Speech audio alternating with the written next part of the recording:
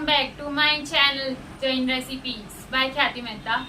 Friends, dosa તો આપણે બનાવતા જોઈએ છે. ઘણી બધી જાતના આપણે ઢોસા બનાવીએ છીએ, જેમ કે પાવભાજી ઢોસા છે, શેઝવાન ઢોસા છે, મૈસૂર મસાલા ઢોસા છે. તો આજે હું ફરીથી એક નવી ફ્યુઝન રેસિપી લઈને આવી છું, જેનું નામ છે મૈસૂર મસાલા સેન્ડવિચ. આઈ એમ શ્યોર તમે આ રેસિપી ટ્રાય નહીં કરી હોય. તો ચલો ફ્રેન્ડ્સ, આપણે આ રેસિપી ફટાફટ બનાવવાનું શરૂ કરીએ. જો તમને મારી આજની બતાવેલી રેસીપી ગમે તો મારી ચેનલને સબસ્ક્રાઈબ જરૂરથી કરજો અને સાથે સાથે બેલ આઇકન પર પણ ક્લિક કરજો. ફ્રેન્ડ્સ, મૈસૂર મસાલા સેન્ડવિચ બનાવવા માટે સૌથી પહેલાં આપણે એની માટેની ચટણી રેડી કરશું. જેની માટે મેં અહીંયા દાળિયા, આમચૂર, લીમડાના પાન, જીરું અને આખા ધાણા લીધા છે, જેને મિક્સરમાં ગ્રાઇન્ડ કરી લઈશું. ત્યારબાદ મેં અહીંયા અડધો કલાક પહેલાં કાશ્મીરી મરચાં પલાળીને રાખ્યા હતા, તેના ટુકડા કરીને તેને પણ એડ કરી દઈશું ને સ્વાદ પ્રમાણે મીઠું એડ કરીને તેને બી ગ્રાઇન્ડ કરી લઈશું. ચટણી આપણી બનીને રેડી છે. તમે જોઈ શકો છો, ચટણીને આવી દરદરી રાખવાની છે, બહુ સ્મૂથ નથી કરવાની. હવે આપણે સેન્ડવિચ માટેનું સ્ટફિંગ રેડી કરશું, જેની માટે એક કડાઈમાં તેલ ગરમ કરવા માટે મૂકશું. તેલ ગરમ થાય ત્યારબાદ તેમાં રાઈ એડ કરશું. રાઈ તતરે ત્યારબાદ તેમાં અડદની દાળ, હિંગ, લીલા મરચાં ઝીણા ચોપ કરેલા અને લીમડાના પાન એડ કરશું.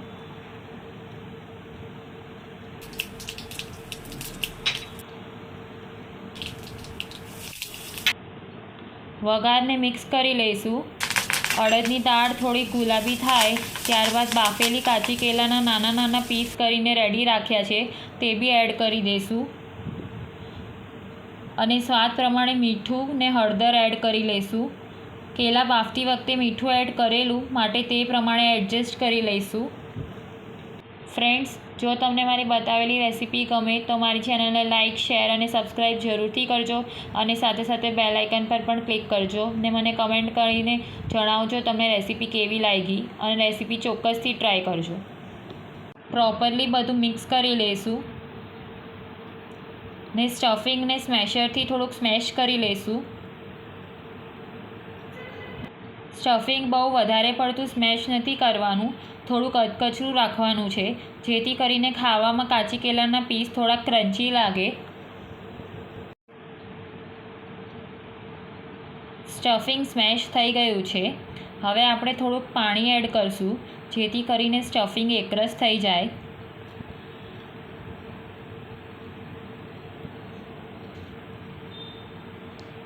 ત્યારબાદ સ્ટફિંગમાં સૂકી મલકાપુરી ચટણી એડ કરશું, જેની રેસીપીની લિંક તમને મારા ડિસ્ક્રિપ્શન બોક્સમાં મળી જશે.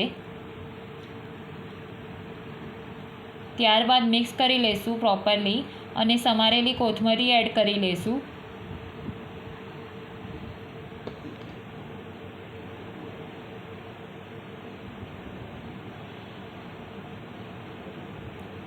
મિક્સ કરી લઈશું. તો આપણું સેન્ડવિચનું સ્ટફિંગ બનીને રેડી છે. હવે આપણે સેન્ડવિચ બનાવવાનું સ્ટાર્ટ કરીએ. મેં અહીંયા સેન્ડવિચ બનાવવા માટે વ્હાઈટ બ્રેડની સ્લાઇસ લીધી છે. તમે વ્હીટ બ્રેડ પણ યુઝ કરી શકો છો. બ્રેડની સ્લાઇસીસ પર ઘી સ્પ્રેડ કરી દઈશું. ત્યારબાદ જે ચટણી રેડી કરી હતી તે પણ સ્પ્રેડ કરી દઈશું. ફ્રેન્ડ્સ, આ ચટણી બનાવવાનું સ્કીપ નહીં કરતા.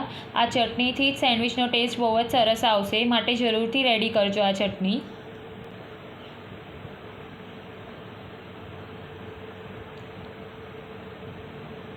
ત્યારબાદ જે સ્ટફિંગ આપણે રેડી કર્યું હતું તે 2 ચમચી જેટલું બ્રેડની એક સ્લાઇસ પર સ્પ્રેડ કરી દઈશું. સ્ટફિંગ હાથેથી આવી રીતે થોડુંક પ્રોપરલી સ્પ્રેડ કરી દઈશું. ત્યારબાદ તેના પર ચાટ મસાલો સ્પ્રિંકલ કરશું ને ત્યારબાદ મેં અહીંયા ખમણેલી કોબી અને કેપ્સિકમને આવી રીતે લાંબા અને પતલા ચોપ કરી લીધા છે, તે બી એડ કરી દઈશું ને તેના પર પણ ચાટ મસાલો સ્પ્રિંકલ કરી દઈશું. હવે બીજા બ્રેડની બીજી સ્લાઇસથી તેને કવર કરી દઈશું ને સેન્ડવિચને એક પ્લેટમાં લઈ લઈશું. ને મેં અહીંયા ટોસ્ટર લીધો છે, જેમાં અંદરની સાઈડમાં ઘી સ્પ્રેડ કરીને આ સેન્ડવિચ આપણે ગોઠવી દઈશું.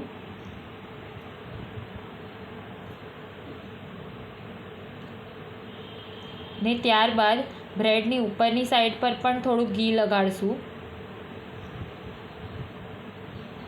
ને હવે ટોસ્ટરને ગેસની સ્લો ફ્લેમ પર મૂકી દઈશું ને સેન્ડવિચ ટોસ્ટ કરી લઈશું. સેન્ડવિચને સ્લો ફ્લેમ પર જ ટોસ્ટ કરવાની છે જેથી કરીને તે થોડી ક્રિસ્પી બને. સેન્ડવિચ આવી ગોલ્ડન બ્રાઉન અને ક્રિસ્પી બને ત્યાં સુધી તેને ટોસ્ટ કરવાની છે. એક સેન્ડવિચને ટોસ્ટ થતાં 5 થી 7 મિનિટ જેટલો સમય લાગશે.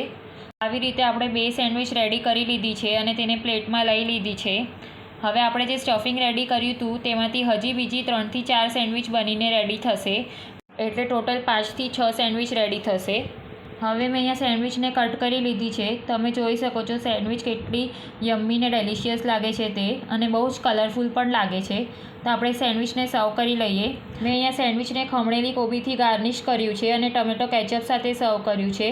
તો આપણી મૈસૂર મસાલા સેન્ડવિચ બનીને રેડી છે. Thank you so much for watching my video.